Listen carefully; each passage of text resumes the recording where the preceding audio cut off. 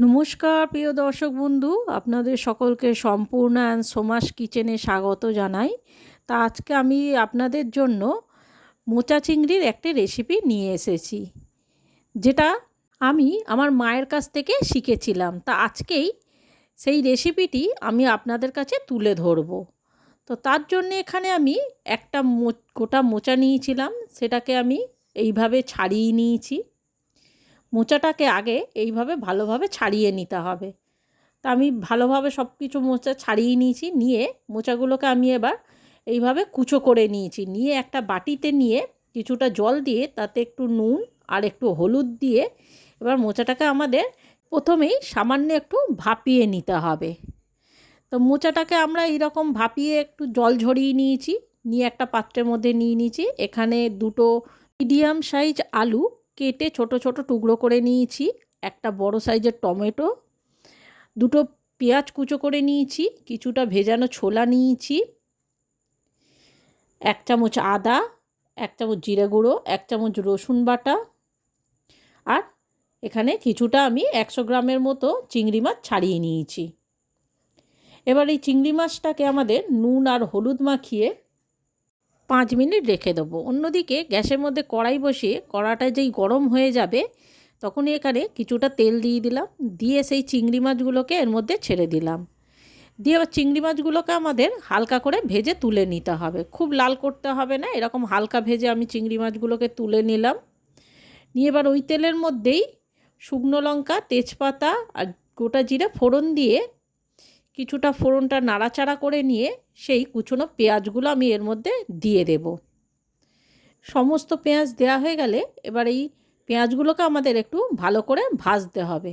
এরকম লাল লাল করে যখন এই পেঁয়াজগুলো ভাজা হয়ে যাবে, পেঁয়াজের মধ্যে যখনই রং চলে আসবে তখনই আমি সেই টুকরো করা আলুগুলো এর মধ্যে দিয়ে দেব।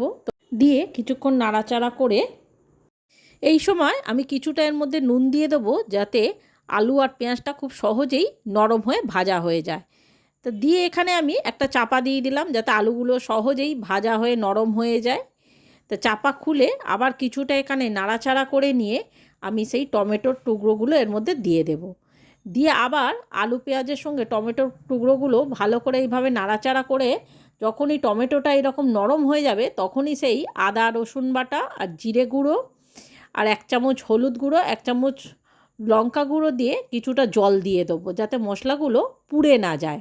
খুব ভালো করে মশলাগুলোকে আমাদের কষাতে হবে। তো বন্ধুরা, আপনাদের যদি আমার এই রেসিপিটি ভালো লাগে থাকে তাহলে অবশ্যই আমার চ্যানেলটি সাবস্ক্রাইব করে লাইক দিয়ে আমার পাশে থাকবেন। আর এই রেসিপিটি আপনাদের কেমন লেগেছে সেটা আমাকে অবশ্যই কমেন্ট করে জানাবেন। তখনই দেখবেন মশলা থেকে এরকম তেল ছেড়ে দিয়েছে, তখনই এর মধ্যে আমি 1 চামচ নুন, 1 চামচ চিনি আর সেই ভেজানো ছোলাটা দিয়ে দেব। দিয়ে এবার ফের একটু নাড়াচাড়া করে নিয়ে যখনই আবার এইরকম তেলটা ছেড়ে দেবে তখনই এখানে আমি সেই সেদ্ধ করে রাখা মোচাটা এর মধ্যে দিয়ে দেব। এবার সমস্ত কিছু উপকরণ আমাদের একসঙ্গে এবার ভালো করে কষাতে হবে। সমানে নাড়াচাড়া করে যখনই দেখবেন এরকম ভালো করে কষানো হয়ে গেছে, এবার মাখা মাখাও হয়ে এসেছে, তখনই এখানে আমি কিছুটা পরিমাণ জল দিয়ে দেব। খুব বেশি জল দেব না, খুব অল্প পরিমাণে জল দেব, কারণ সমস্ত জিনিস আমাদের প্রায় হয়েই এসেছে সেদ্ধ। তো কিছুটা এখানে জল দিয়ে এই রকম একটু নাড়াচাড়া করে নিয়ে এখানে আমি আবার একটু চাপা দিয়ে দেবো 5-10 মিনিটের মতো। 10 মিনিট পর ঢাকা খুলে আবার কিছুটা নাড়াচাড়া করে দিয়ে এই সময় আমি সেই ভাজা চিংড়ি মাছগুলো এতে দিয়ে দেব। দিয়ে এবার চিংড়ি মাছগুলোকে এইটার সঙ্গে ভালো করে মিশিয়ে দিতে হবে। ভালো করে মেশানো হয়ে গেলে আবার 5 মিনিটের মতো এটাকে আমি চাপা দিয়ে দেব। 5 মিনিট পর ঢাকা খুলে কিছুটা নাড়াচাড়া করে নিতে হবে। দেখতেই পাচ্ছেন আমাদের সমস্ত জল শুকিয়ে গেছে, তরকারিটাও মাখা মাখা হয়ে গেছে, তার মানে আমাদের মোচা চিংড়িটা রেডি হয়ে গেছে। তো এই সময় কিছুটা এরকম নাড়াচাড়া করে দিয়ে এবার আমি এখানে কিছুটা গরম মশলা, 1 চামচের মতো গরম মশলা মিশিয়ে দেব। গরম মশলাটা দিয়ে ভালোভাবে মোচা চিংড়ির সাথে আমাদের এইটাকে মিশিয়ে দিতে হবে। যখন খুব ভালোভাবে গরম মশলাটা মেশানো হয়ে যাবে তখন এই সময় গ্যাসটা অফ করে দিয়ে 2 মিনিট এটাকে আমাদের রেস্টে রেখে দিতে হবে। তাহলে দেখতেই পাচ্ছেন কিভাবে আমি মোচা চিংড়িটা বানিয়ে ফেললাম। তো এইটা যেমন লোভনীয় দেখতেও হয়েছে, তেমন কিন্তু এর টেস্টটাও কিন্তু অসাধারণ হয়ে থাকে। আপনারাও অবশ্য আমার এই রেসিপিটি দেখে বাড়িতে ট্রাই করুন আর রান্না করে সকলের মন খুব সহজেই জিতে নিন, যাতে আপনার রান্নার প্রশংসাও সকলে করে থাকে। আর যারা মোচা পছন্দ করে না, তারাও আপনার রান্না আঙুল চেটে পুটে খাবে।